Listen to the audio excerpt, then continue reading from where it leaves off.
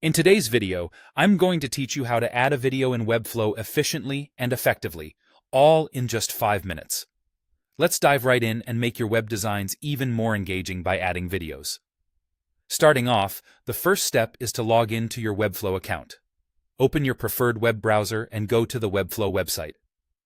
Enter your login details carefully to access your account. If you've forgotten your password, there's an option to reset it. Once you're in, you'll be taken to your user dashboard. This central hub is where all your projects reside, providing a seamless interface to navigate your creative portfolio. Now, locate the specific project you want to edit. Browse through your list of projects or use the search bar to find it quickly. This is where your new video element will come to life. After opening your chosen project, familiarize yourself with the project canvas in front of you. Next, it's time to bring the video element onto your canvas. Head over to the Add panel, which is usually located on the left-hand side of your screen. Click it and explore the various elements available. Look for the video element specifically. Once found, simply drag and drop it onto the canvas where you want the video to appear. This intuitive process allows you to visually place content exactly where you envision it. If you prefer using keyboard shortcuts, here's a handy tip.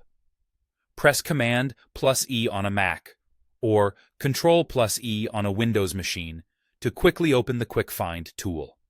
Type in Video Element to locate it without needing to browse. This speeds up your workflow, making it more efficient, especially if you're working on multiple projects or designs simultaneously.